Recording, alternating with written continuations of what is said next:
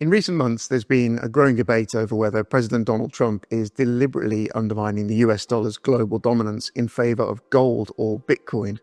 Headlines and opinion pieces have raised concerns that his economic policies, combined with new initiatives like the strategic Bitcoin reserve, could represent a turning point in America's monetary strategy. The question is Trump plotting to sacrifice the dollar's reserve status, or is something else going on? When we have a strong dollar, one thing happens. It sounds good. Let's carefully unpack the facts, look at the context, and explore what it means for the future of global finance. Since the end of World War II, the US dollar has stood as the world's primary reserve currency, giving the United States enormous influence in global markets. Central banks across the globe hold vast amounts of dollars as part of their reserves, and international trade, especially in key commodities like oil, is conducted primarily in dollars. In fact, around half of all global trade invoices are written in dollars, even in transactions where the US itself is not involved. The majority of oil sales under what is often called the petrodollar system are priced in dollars, and the same is true for many other critical commodities such as gold, wheat, and copper. This makes the dollar essential for countries everywhere, as they need it to buy energy, food, and raw materials. No other currency currently comes close to competing with the power of the US dollar. This dominance provides what some call America's absorbent privilege. It allows the US to borrow money more cheaply than other nations, as US Treasury bonds are considered the safest investment in the world. It also gives Washington unparalleled financial power, since control over the dollar enables the US to enforce sanctions, cut access to global banking systems, and influence international monetary policy. But this privilege comes with responsibility. The dollar's role depends heavily on the world's confidence in America's political and economic stability. Any policy or event that undermines that trust has the potential to shake the foundation of the dollar's dominance. Donald Trump has never hidden his desire for a weaker dollar. As a businessman, he often complained that a strong dollar hurts US exporters. Take, for example, a Reuters headline that read, "Strong dollar sounds good, but you make a hell of a lot more with a weaker one." The article quoted Trump saying, "So when we have a strong dollar, one thing happens. It sounds good. But you don't do any tourism, you can't sell tractors, you can't sell trucks, you can't sell anything." A remark he made at the White House before leaving on a trip to Scotland. It's not only written headlines like this that highlight his stance, there are also video clips such as this one. Dollar falling so much, and are you concerned about that? Well, I'm a person that likes a strong dollar, but a weak dollar makes you a hell of a lot more money. Hate to tell you, I don't know if you study it, but I study it. I want you to say, and if you look at the yen, so when we have a strong dollar, one thing happens. It sounds good. But you don't do any tourism, you can't sell tractors, you can't sell trucks, you can't sell anything. It is good for inflation. That's about it. And we have no inflation. We wiped out inflation. As president, both in his first term and now in his second, Trump has pressured the Federal Reserve to keep interest rates low, criticised central bankers, and embraced tariffs as a tool to reshape trade balances. These moves naturally put downward pressure on the currency. None of this alone means Trump wants to abandon the dollar, but his willingness to openly criticise and interfere in monetary matters makes international investors nervous. Global markets depend on predictability, and when a US president seems comfortable with volatility, confidence in the dollar can erode.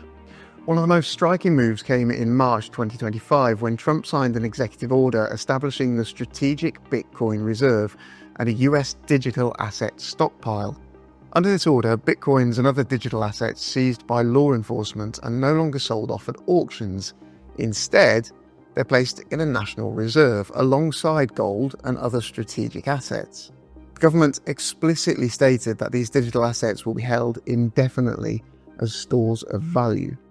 This marked a historic shift. For the first time ever, the US formally recognised Bitcoin as part of its financial reserves. While the size of this reserve is still small compared to the dollar and gold holdings, the symbolism is powerful.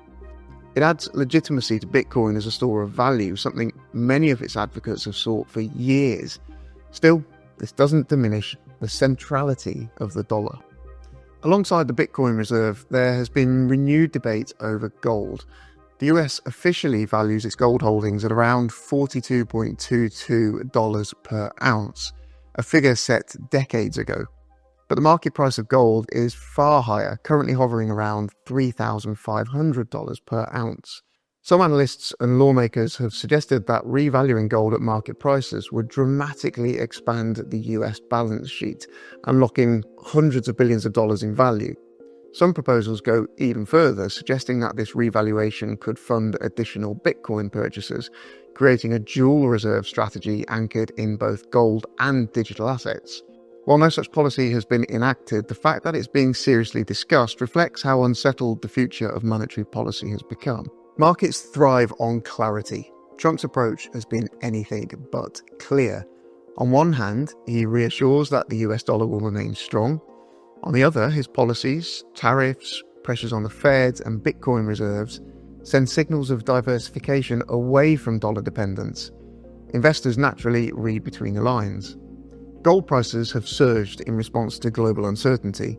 Bitcoin's volatility has made it less predictable, but Trump's embrace of it has lent legitimacy to digital assets in a way that no other US administration has ever done. For investors, this is both an opportunity and a risk. Opportunity in diversifying portfolios, risk in the potential weakening of the dollar's supremacy. Now, the question we need to answer is simply this: is the dollar being sacrificed? No. There's no evidence Trump is deliberately undermining the dollar's global dominance. What's actually happening is more nuanced. The creation of a strategic Bitcoin reserve adds symbolic legitimacy to Bitcoin as a store of value. The dollar's centrality remains intact, at least for now.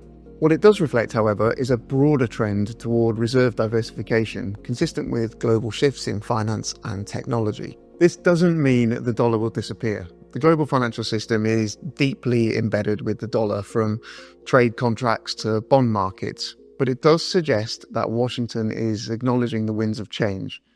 The rise of China, with its push for the yen, and the growing acceptance of cryptocurrencies means the dollar's dominance cannot be taken for granted.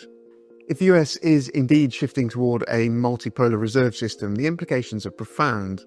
For allies and trading partners, it could mean greater volatility in exchange rates. For emerging economies, it could bring opportunities to bypass the dollar in international trade.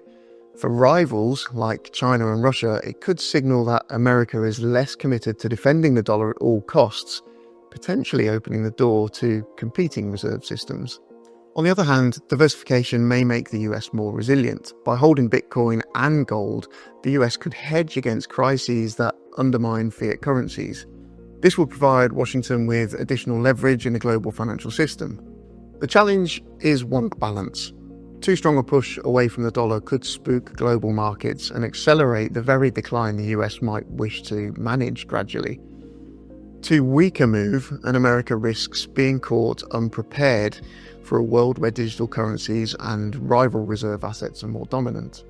Trump's approach, whether by design or instinct, is walking this fine line. By introducing Bitcoin into reserves, entertaining gold revaluations, and pushing for a weaker dollar, he is signaling change without fully abandoning the old order. It's also worth noting that members of the Trump family are personally active in the cryptocurrency space. Donald Trump Jr. and Eric Trump have co-founded ventures such as American Bitcoin and World Liberty Financial, both of which are involved in Bitcoin mining and digital asset projects. While there's no clear evidence that these private ventures are shaping US monetary policy, their activities do highlight how deeply intertwined the Trump family has become with the broader growth of digital assets.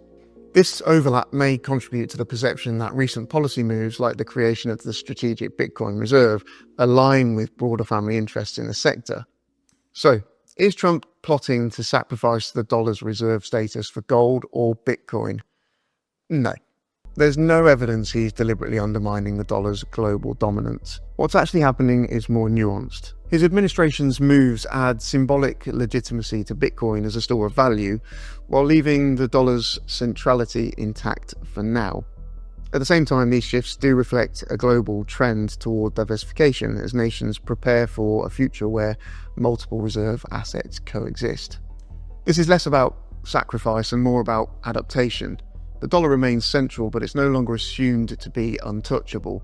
Gold and Bitcoin are being positioned as complementary assets, hedges against uncertainty and potential sources of strength in a shifting global order. For investors, policymakers, and citizens alike, the message is clear. The era of dollar supremacy may not be over, but it's entering a new phase. The challenge will be managing this transition in a way that sustains confidence whilst preparing for a more complex financial landscape. Thanks for watching. Don't forget to like, comment, and subscribe.